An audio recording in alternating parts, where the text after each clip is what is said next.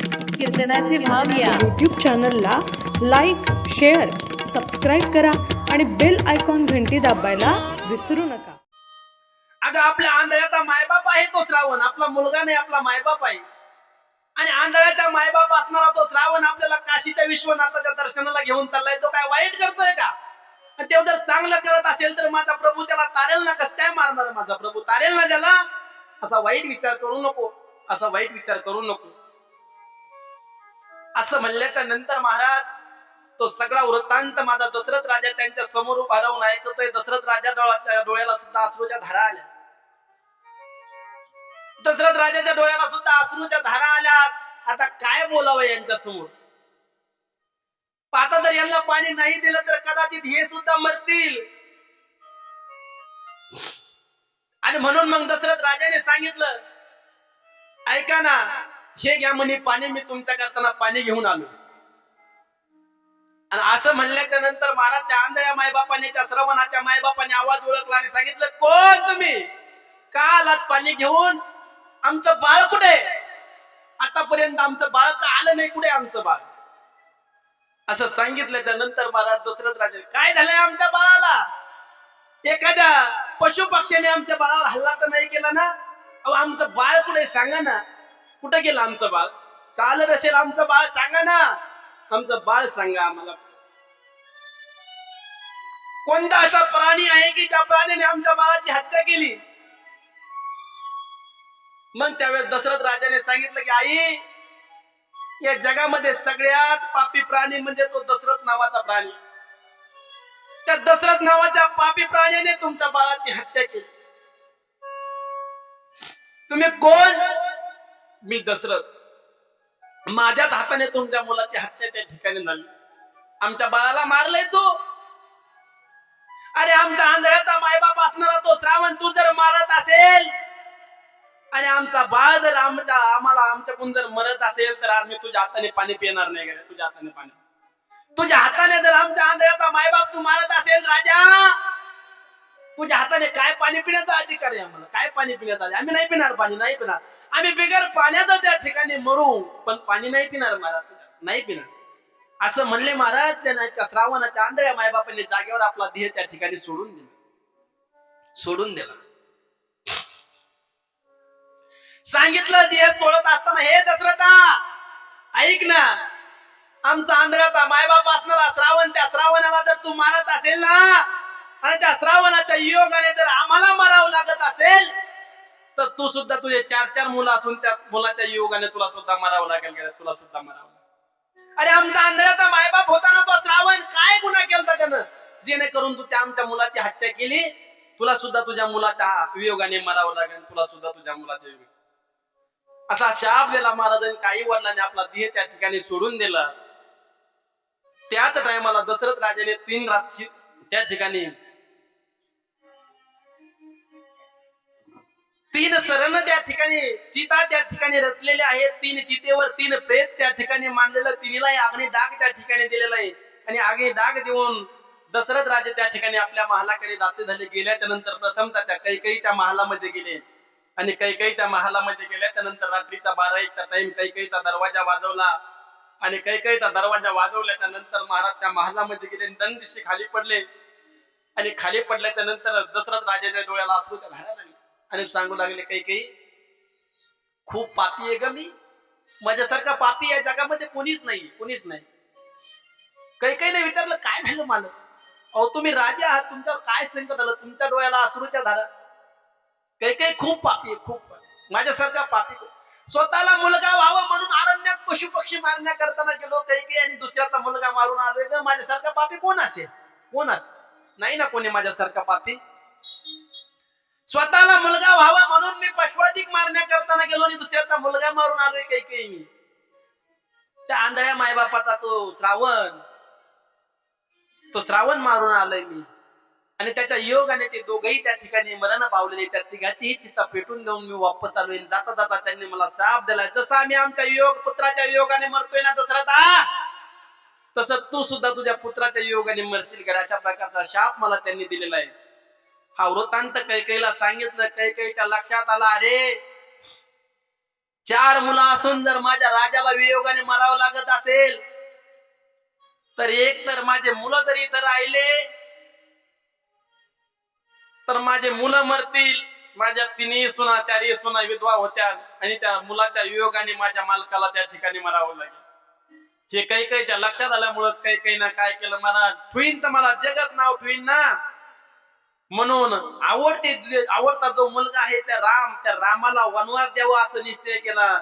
आणि म्हणून काही काही ने काय केलं, महाराज रामाला वनवास त्या ठिकाणी दिला आणि सांगितलं, लक्षात आलं, राम जर वनवासात गेला, आवडता मुलगा जर राम वनवासात गेला तर तो रामाचा काय होईल, वियोग होईल. आणि त्या रामाच्या योगाने काय होईल तर दशरथ राजा मरण पावेल. आणि दशरथ राजा मेला म्हणजे आम्ही तिघी जणी विधवा होऊ, पण माझ्या 4 सुना तर विधवा होणार नाही ना, माझ्या 4 सुना तर तशाच राहतील ना. म्हणून त्या ठिकाणी काही काहीने काय केलं तर त्या ठिकाणी रामप्रभूला वनवासात त्या ठिकाणी पाठवलं. आता त्या ठिकाणी काय केलं, इकडं सगळ्यांनी त्या यज्ञाचा त्या ठिकाणी तयार केलेला आहे.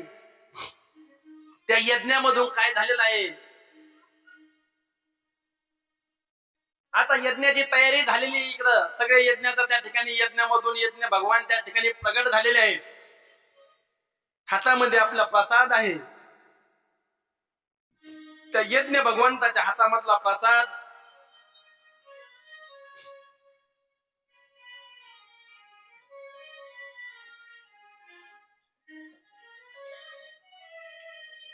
त्या ठिकाणी शृंग ऋषी आलेले आहेत.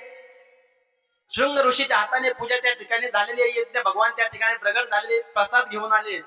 त्यांच्या हातावरला प्रसाद घेतला. त्या प्रसादाचे 4 भाग त्या ठिकाणी केलेले आहेत. 3 भाग केलेले आहेत. एक सुमित्रेला दिला, एक कौशल्यला दिला, एक सुमित्रेला दिला, एक कैकेयीला दिला. कैकेयीच्या हातामधला जो प्रसाद आहे तो घारीने झडपला आणि तो तिकडं अंजनीने सेविला. अंजनीच्या तपासाठी महारुद्र आले पोटी, तिकडं महारुद्र जन्माला आले. आता या दोघीच्या हातावरला प्रसाद राहिलेला आहे. ह्या दोघीच्या हातावरला प्रसाद अर्धा अर्धा करून त्या कैकेयीला दिला. आणि कैकेयीला दिल्याच्या नंतर महाराज कैकेयीला काय झालं, त्या अर्ध्या प्रसादात तिकडं रामप्रभू जन्माला आले. त्या सुमित्रा मातेला तिकडं आता त्या कैकेयीला जो अर्धा अर्धा प्रसाद दिलता, त्या कैकेयीला इकडं भरतजी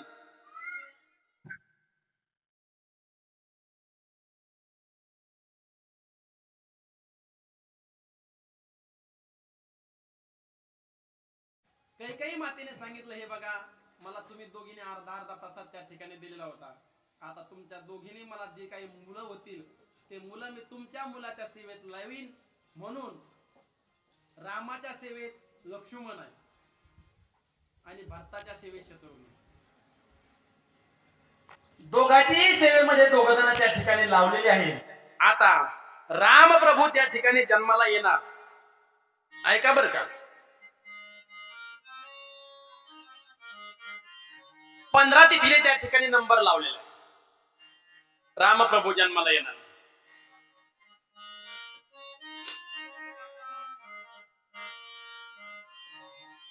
आता रामप्रभू जन्माला येणार, जगाचा मालक जन्माला येणार, म्हणून काय करायचं, तिथीला वाटलं की आता आपला उद्धार त्या ठिकाणी होईल. मग काय केलं महाराज, तिथीने नंबर लावलं. पहिल्या तिथीला वाटलं माझ्या जन्माला येतील, दुसऱ्या तिथीला वाटलं माझ्याच जन्माला येतील. पहिली तिथी सांगू लागले, प्रभू मी पवित्र आहे, माझ्याच जन्माला या. दुसऱ्या तिथीने सांगितलं मी सुद्धा तिच्यापेक्षा पवित्र आहे, माझ्याच जन्माला या. तिसऱ्या तिथीने सांगितलं मी पवित्र आहे. सगळ्या तिथी सांगू लागल्या आम्ही पवित्र आहे, आमच्याच जन्माला या. पण प्रभूने सांगितलं की नाही. एक तीच त्या ठिकाणी अगदी उद्विग्न मनाने बसलेली होती, खिन्न बसलेली होती. तिला वाटलं की आपण काय बोलावा, आपण अपवित्र आहे. ती तीत म्हणजे नवमीची, चैत्र शुद्ध नवमी. तर नवमीला वाटलं आपण काय काय बोलावं यांच्यामध्ये, आपल्या बोलण्यासारखं काही नाही ना. मग प्रभूला वाटलं आता नवमीची तीत बघितली आणि नवमीच्या तिथीला धरून प्रभूने काय केलं, त्या अयोध्येमध्ये दुपारच्या वेळेस प्रभूने त्या ठिकाणी चतुर्भुजात त्या कौशल्या मातेच्या मांडीवर त्या ठिकाणी प्रगट झाले. आता चतुर्भुज रूपात त्या ठिकाणी भगवान प्रगट झाले आणि प्रगट झाल्याच्या नंतर सांगितलं बघितलं महाराज कौशल्या मातेने आणि बघितल्याच्या नंतर सांगितलं, देवा चतुर्भुज रूपात तुम्ही प्रगट झालात ना, कोण तुम्हाला माझा मुलगा म्हणे? तुम्ही चतुर्भुज रूपात जर प्रगट होत असेल तर माझा मुलगा कोण म्हणणार आहे तुम्हाला? लहान व्हा म्हणे, चतुर्भुज रूपात नाही, लहान व्हा. जसं नेमकंच बाळ जन्माला येते तसं लहान व्हा म्हणे. असं सांगितलं. त्यानंतर मला चतुर्भुजात रूपात असलेला माझा परमात्मा छोटा झाला आणि छोटा झाल्याच्या नंतर परमात्मा हसू लागला, आई बघ आता मी छोटा झालोय, आता तर मला म्हणेल ना कोणीतरी की तू कौशल्याचा मुलगा आहे म्हणून, आता तरी म्हणेल ना कोणीतरी. कौशल्य मातेने सांगितलं, बाळा आता कसं म्हणेल ना तुला माझा मुलगा आहे? छोटा बाळ काय करतय, काय करतय? त्यांनी सांगितलं, छोटं बाळ रडायला सुरुवात करते, जन्माला रडायला सुरुवात. मग रडायला सुरुवात करता मग तुम्ही काय केलं पाहिजे? तुम्ही सुद्धा रडणं चालू केलं पाहिजे ना, तुम्ही सुद्धा रडणं चालू केलं पाहिजे. आता छोटस बाळ आहे, रडणं चालू केलं पाहिजे असं म्हणल्याच्या नंतर भगवंताला वाटलं आता आपला अवतार त्या ठिकाणी होणार आहे, आपण बाल रूपामध्ये येणार आहे, भगवंताचा अवतार होणार आहे. म्हणून काय केलं महाराज? फुलं आहे का आपल्याकडे? छोटे छोटे असले त्या सगळे काढतात. हे का घे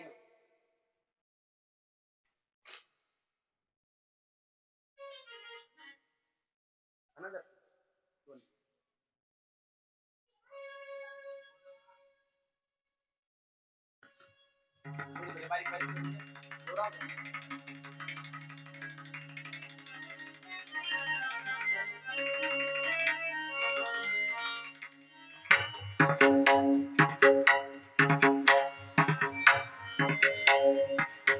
आता माझ्या जगाच्या मालकाचा जन्म त्या ठिकाणी होणार आहे. सगळ्या अयोध्येमध्ये आनंदाचं वातावरण त्या ठिकाणी पसरलेलं होतं. सगळ्यांना माहिती होतं की जगाच्या मालकाचा त्या ठिकाणी जन्म होणार आहे, या अयोध्यामध्ये आनंदाचं वातावरण होणार आहे.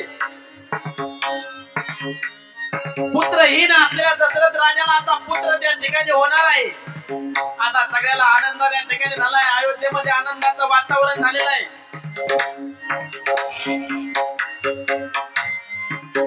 तेवढ्याच आनंदाच्या वातावरणामध्ये दुपारची वेळ झालेली, नवमीची तीत आहे, चैत्र शुद्ध नवमीची तीत आहे, दुपारची 12ची वेळ झालेली आहे. आणि त्या तिथीला अनुसरून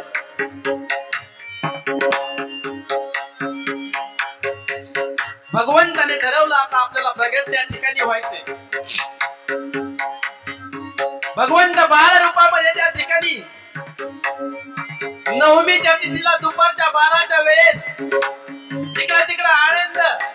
कौशल्या मातेला पुत्र होणार, सुमित्रा मातेला पुत्र होणार, कैकेयी मातेला पुत्र होणार, म्हणून अयोध्यामध्ये आनंदाचं वातावरण पसरलेलं आहे.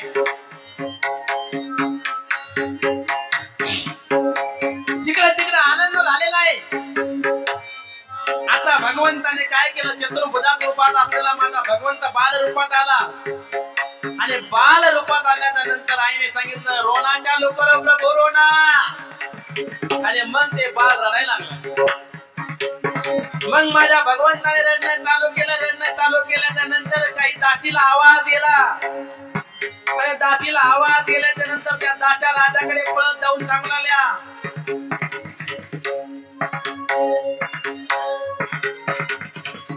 जय हो राजा साहेब, जय हो, जय हो राजा साहेब, जय हो. क्या होगा दासी, क्या हो गया? कौशल्या माता को लाला भयो, लाला भयो, लाला भयो. अशी एक दासी राजा साहेबाला सांगते, तेवढ्यात दुसरी दासी आली, जय हो महाराज जी, जय हो, जय हो. सुमित्रा माता का लाला भयो अशा प्रकारचे सांगू लागल्या. तिकडून कैकेयी मातेकडून दासी आली, जय हो महाराज जी. कैकेयी माता को दो दो लाला भयो. अशा प्रकारचं गजर त्या ठिकाणी झाला. आणि मग माझ्या प्रभू रामचंद्राने त्या ठिकाणी कौशल्य मातेकडे आली, बघितलं तर त्या ठिकाणी रामप्रभू दशरथ राजाला काय दिसलं? जगाचा मालक माझ्या कौशल्या मातेच्या मांडीवर दिसला. आणि सगळ्याला आनंद झाला आणि मग सगळ्याला वाटलं की जगाचा मालक असला प्रभू रामचंद्र माझ्या कौशल्याच्या मांडीवर आला आणि सर्वांनी जय जयकार केला म्हणा बोले प्रभू रामचंद्र भगवान की जय.